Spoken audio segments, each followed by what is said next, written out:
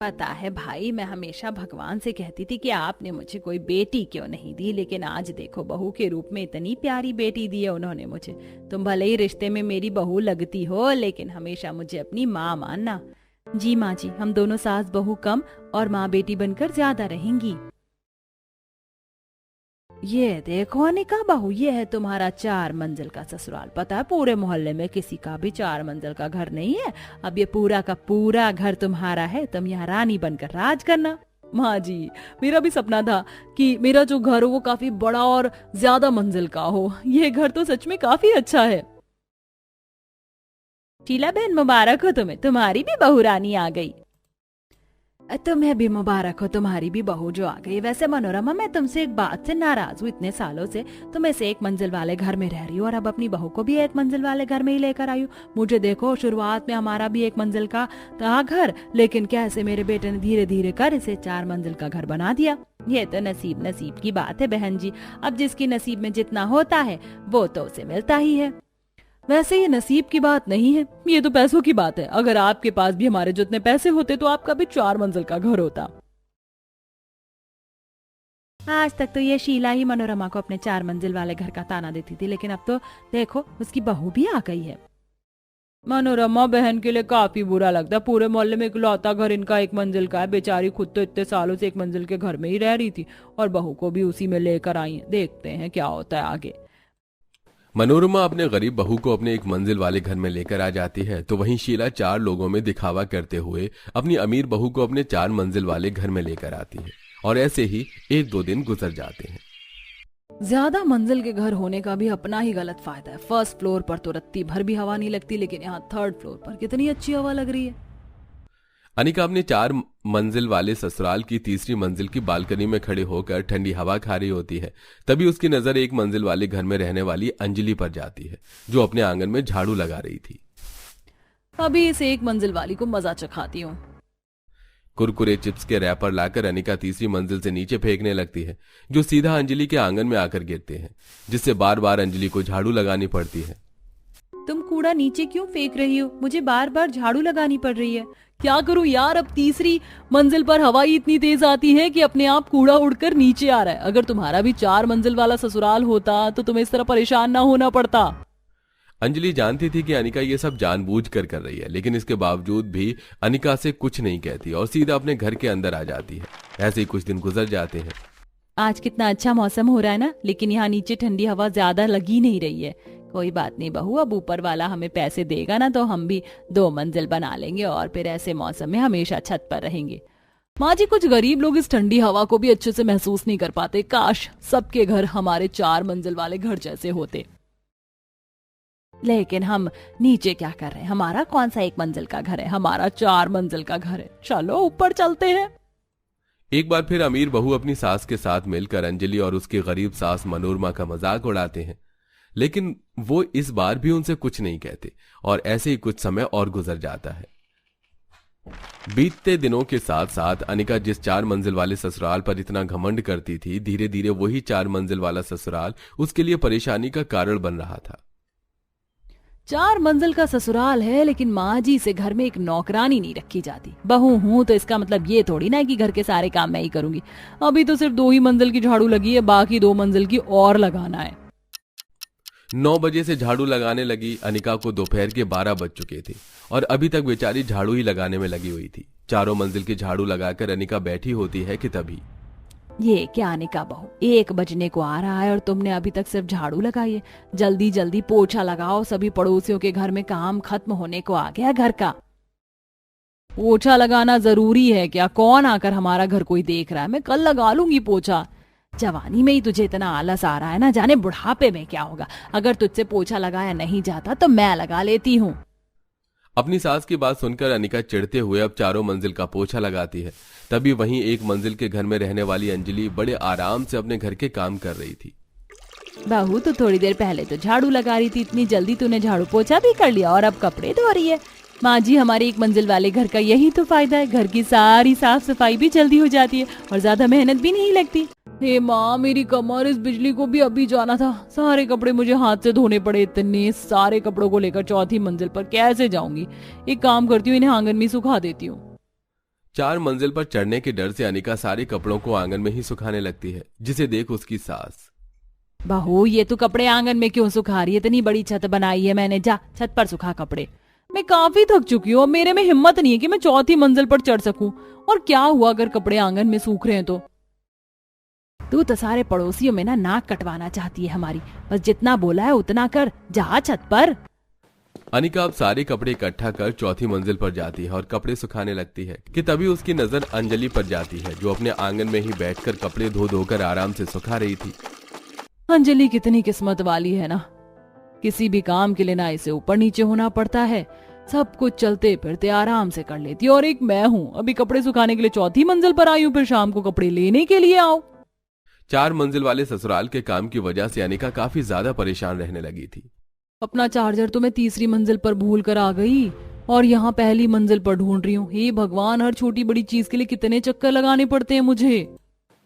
अनिका 3री मंजिल से चार्जर लेकर नीचे आ ही रही होती है कि तभी दूसरी मंजिल पर बैठी अनिका की नंद तारा। भाभी, 4थी मंजिल पर मेरा कॉलेज बैग होगा, प्लीज ले आइए। ये तो तुम भी जाकर ला सकती हो ना, मुझे घर के और भी काम है। भाभी, मैं पैरों पर नेल पेंट लगा रही हूँ, अब सीढ़ियों से ऊपर जाऊंगी और खराब हो गई तो? इसकी तो सबसे पहले नेल पेंट की बोतल गायब करूंगी। पूरा दिन तो नेल पेंट लगाती रहती है बैठकर और कोई भी घर का काम नहीं करती है। जहां घर के कामों से परेशान थी तो वहीं कभी अनिका के सास उससे खाना 4थी मंजिल पर मंगवाती तो कभी 3री मंजिल पर। खाना लाते लाते ही सारा खाना ठंडा हो गया। अब मैं ठंडी रोटी खाऊं क्या?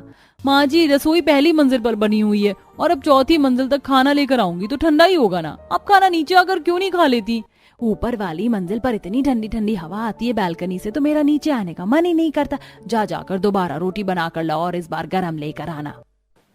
अनिका दोबारा पहली मंजिल पर आती है और चढ़ते हुए रोटी बनाने लगती है। तभी अनिका अपनी रसोई की खिड़की से अंजलि के परिवार को देखती है। अंजलि का पूरा परिवार एक साथ आंगन में बैठकर खाना खा रहा था, तो वहीं अंजलि सबके लिए आंगन में बैठकर चूल्हे पर खाना बना रही थी। घर के कामों को करने के बाद जहां अंजलि पूरा दिन आराम करती, तो वहीं अनिका का तो पूरा दिन घर के कामों में ही निकल जाता। आज हमारे मोहल्ले में कीर्तन होने वाला है, तो शाम को 6 बजे तैयार हो जाना। पूरे मोहल्ले वाले कीर्तन में होते हैं, तो वहीं अनिका अपने 4 मंजिल वाले घर के कामों से ही नहीं निपटी होती। तकरीबन 8 बजे थके हारे शरीर के साथ अनिका जब कीर्तन में आती है। अरे अनिका, क्या हुआ तुम्हें? तुम्हारी तबीयत तो ठीक है ना? बताओ मुझे क्या हुआ। अंजलि के पूछने पर अनिका उसे सारी बात बताती है, जिसे सुन। इसीलिए कहते हैं कि कभी भी किसी चीज पर घमंड नहीं करना चाहिए। देखा, तुम ठीक कह रही हो, लेकिन अब मैं क्या करूं? बहुत परेशान हो गई हूं मैं। घर छोड़कर भी तो जा नहीं सकती, ससुराल जो है। ये सब करने की कोई जरूरत नहीं है, मेरे पास एक काफी अच्छा आइडिया है। अंजलि अनीता को कुछ ऐसा बताती है जिसे सुन उसके चेहरे पर मुस्कान आ जाती है। अगले दिन जब सब नाश्ता कर रहे होते हैं। माँ जी, आप पहली मंजिल पर रहती हैं और मेरा आशु का कमरा तो दूसरी मंजिल पर है। और रही बात तारा की, तो वो अक्सर पढ़ाई के चलते बाहर रहती है। तो मैं सोच रही थी क्यों ना हम 3री 4थी मंजिल किराए पर दे दें, इससे हमें ही मुनाफा होगा और क्या पता उन किराए के पैसों से हम जल्दी ही और एक घर बना ले। देखा माँ, मेरी पत्नी का दिमाग कितनी समझदार है, हमने तो कभी इस बारे में सोचा ही नहीं। वैसे अनिका बहू, कह तो तू ठीक रही है, क्या पता भगवान जल्दी हमारे झोली में एक और घर डाल दे, फिर तो मोहल्ले में हमारी कितनी वाहवाही होगी।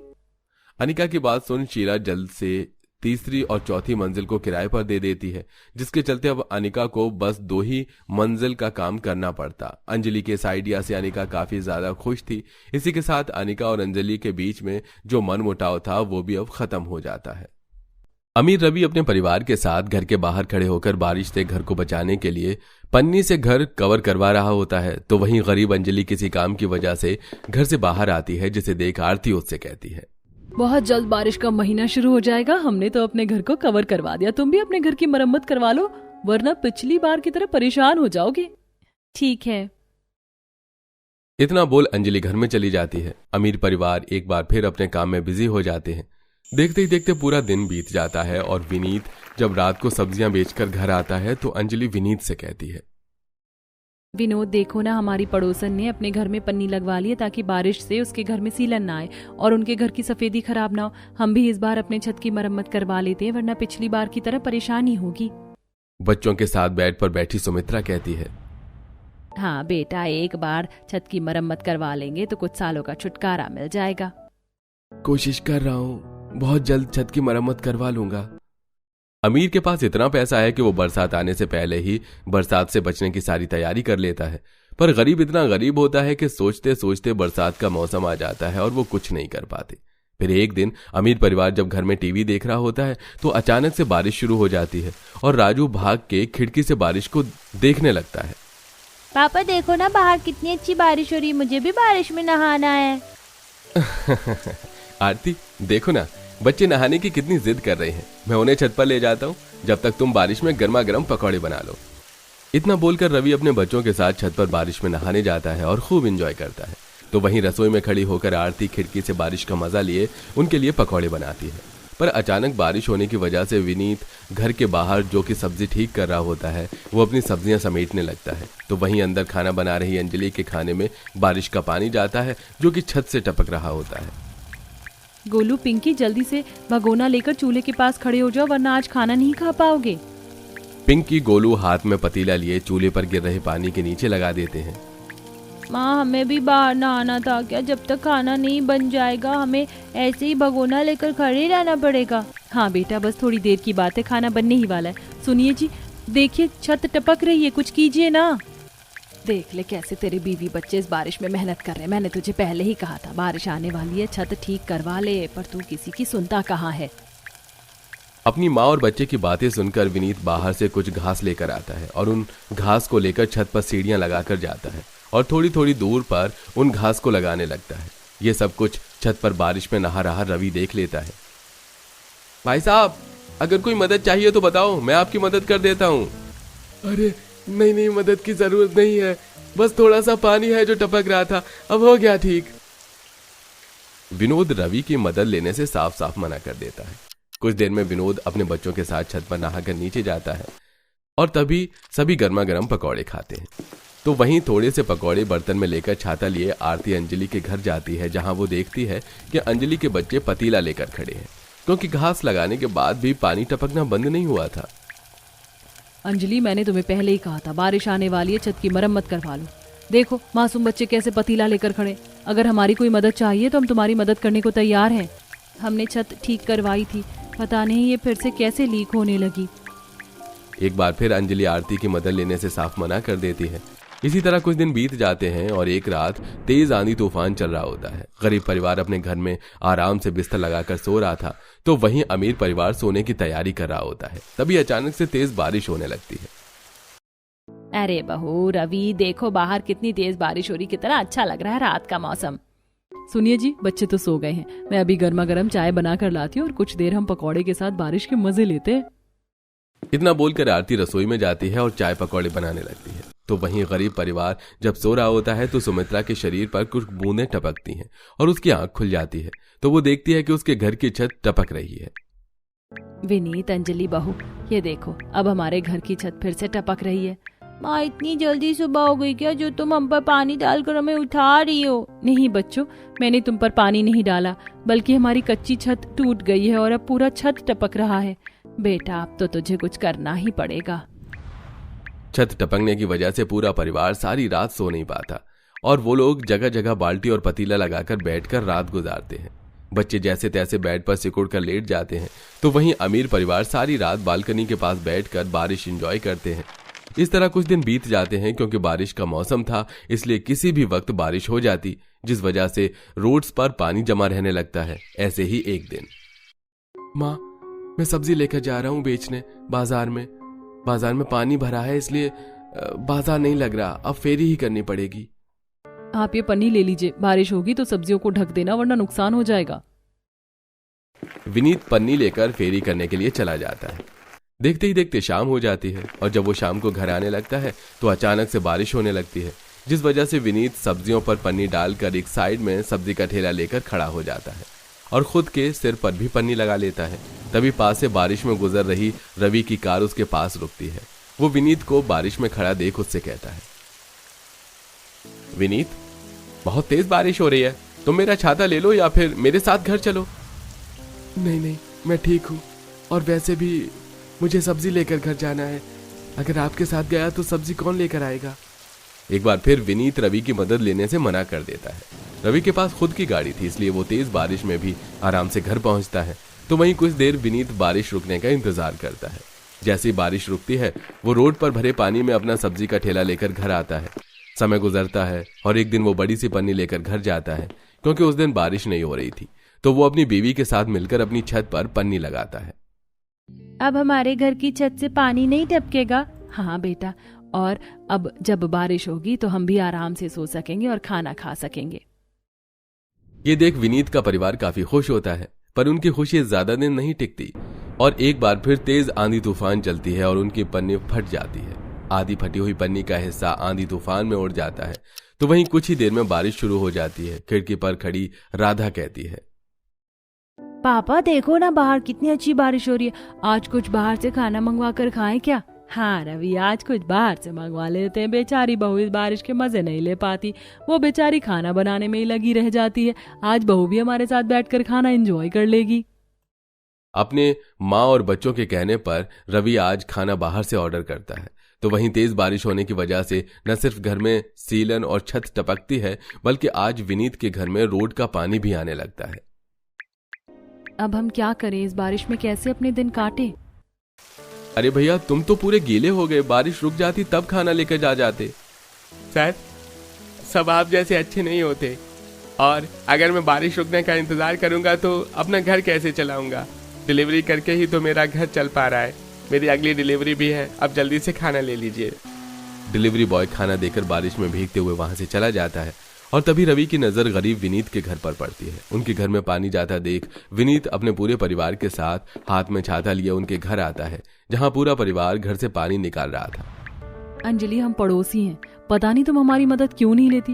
बेचारे बच्चे छुट्टी और बारिश का मजा लेने के बदले बारिश के कहर को सह रहे हैं।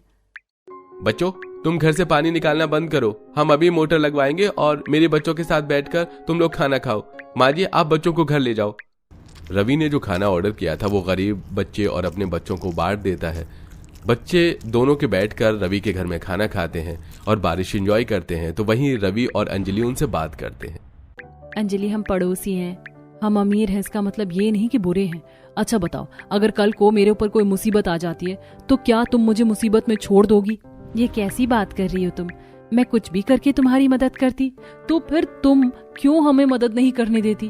हम भी तो बस तुम्हारी मदद ही कर रहे हैं। उस दिन अंजलि और उसके परिवार मदद लेने से मना नहीं कर पाता। कुछ ही देर में रवि उनके घर मोटर लगवाकर बारिश का पानी बाहर करता है और बारिश रुकते ही उनके छत की मरम्मत करवाता है। और इस तरह अमीर गरीब परिवार अपने छत के नीचे बारिश में एंजॉय करते हैं।